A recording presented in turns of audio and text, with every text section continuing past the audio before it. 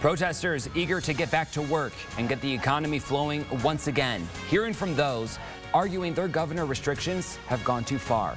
And in Michigan, Governor Gretchen Whitmer has her eyes on reopening the region. We'll tell you which 4 factors Michigan has to pass for that safe reopen. And President Trump is remaining hopeful, why he says his future rallies will be bigger than ever. It's time to wake up mid-Michigan. It's Saturday, April 18th. Live and local with coverage you can count on. This is WNEMTV5 Wake Up. Thanks for waking up with us on this beautiful Saturday morning. I'm Blake Keller in for Ashlyn. We have those stories coming up in just a bit. But first, TV5 meteorologist John Gross is joining us live with a look at the forecast. Good morning, John. Well, hello there, Blake, and good morning, everybody. Yes, we are working from at home this Saturday morning, but like always, we're going to continue to bring you your latest forecast as we go throughout the rest of this weekend and even into next week. So let's go ahead and get started. Let's go ahead and take a look at one of the nice viewer photos we were getting in this morning of the beautiful sunrise. There it is from Andrea on her front porch this morning, looking absolutely peaceful, she says, and it definitely is a nice, peaceful morning, but it is a chilly morning out there. Let's go ahead and take a look at the current temperatures out the door. Most of us are in the lower 30s to wake up. We're at 30 in Midland, 32 at the freezing mark in Saginaw. Good morning, 33 in Flint, and a pair of 31s for Caro and Bad Axe this morning.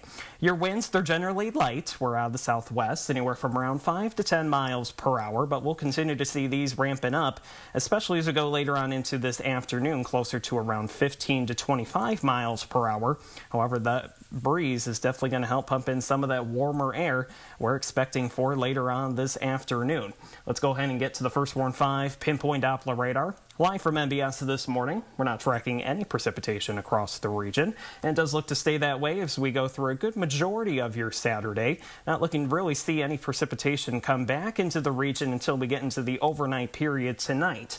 On your first Warn 5 sky tracker, the system that brought a few of those light flurries and some snow showers, especially south towards the Detroit area, that continues to move over towards the east, towards Pennsylvania and New York.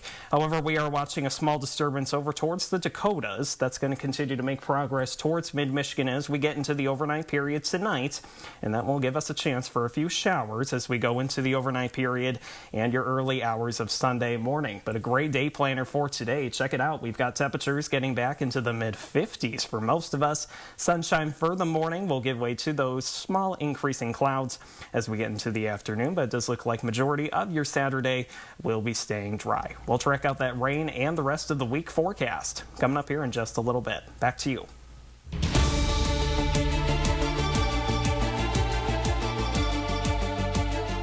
We may never know how many lives we saved, but there's no doubt that our work, our sacrifice has meant something and has helped us get to a place where we may be able to start engaging in the near future. Well, Governor Whitmer keeping a close eye on when to open the economy. The governor says she's working with several governors across the Midwest to slowly and safely reopen the region. TV5's Jonathan Jackson reports on the factors going into those reopening decisions. During this pandemic, Governor Gretchen Whitmer is offering help to Michiganders struggling with their mental health by providing a hotline for people to call and voice their concerns, as well as launching a website designed to settle people's anxieties through a meditation app called Headspace. I want you to know that my administration is working hard to ensure that you've got the resources that you need as we continue to work through this crisis. Whitmer also shared more details about a bipartisan Midwest coalition made up of 7 states, all with the purpose of sharing information and resources as they work toward reopening their economies. Our economies, too, are reliant on one another, and we must work together to safely reopen them so that hardworking people can get back to work and business can get back on their feet. The governor says they will continue to work with medical experts to determine when a reopening is safest, stating that each of the states have agreed to require 4 factors before reopening sectors of their economies, including control of the rate of infections and hospitalizations, enhanced ability to test and trace for COVID-19, sufficient health care capacity, and practicing social distancing to mitigate the spread of coronavirus. This doesn't mean that our economy is going to open all at once. It doesn't mean that these states are all going to take the exact same steps at the exact same time. But what this does mean is that we are all now working together to make sure that we are making data-driven decisions and protecting people in our region. In Saginaw, Jonathan Jackson, WNEMTV5. And Governor Whitmer also extended her executive orders against evictions and price gouging through mid-May.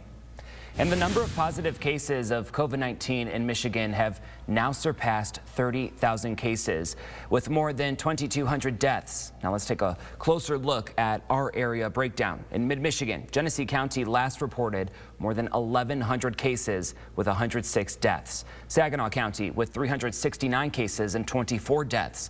Over in Bay County, there are 69 cases and 2 deaths. And in Midland County, 42 cases with 1 death.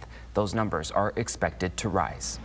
A nursing home in Clio has lost more than a dozen residents to COVID-19. Maple Woods Manor, a long-term care facility, says 13 residents have died from the coronavirus. It says 23 residents have the virus and 11 are hospitalized.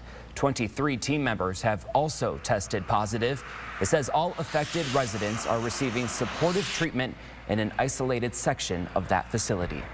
And about 30 miles southwest, Durand Senior Care and Rehab Center has now 47 confirmed cases. That is 28 more than what was reported on April 11th.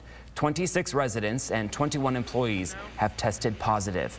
Now a man in his 90s with underlying health conditions passed away from the virus, and 3 residents are currently hospitalized. In Genesee County, the Board of Commissioners is announcing the temporary layoff of 140 employees. Chairman of the board says the cuts are in response to the pandemic. All affected employees still receive their paycheck and will be paid for their time worked this week on May 1st. Healthcare benefits will continue. Open up California now, Newsom, now, right now. We want to work! Open our state! Well, Michigan isn't the only state with some protesting about stay-at-home orders. About 100 people in Southern California gathered yesterday to protest their governor's restrictions. The March for Freedom drew supporters waving flags and holding signs to Huntington Beach. Now, some claimed the entire COVID-19 pandemic is a lie, while others expressed concern about local businesses. The rally was peaceful. No arrests were made.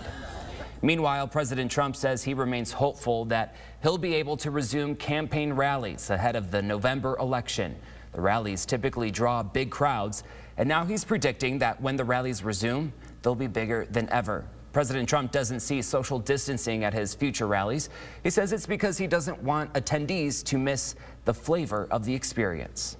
Well, I hope we can do rallies. It's great for the country. It's great spirit. It's great for a lot of things. To me, it's a tremendous way of getting the word out. Our success rate is, I think, unparalleled. There's nothing like it.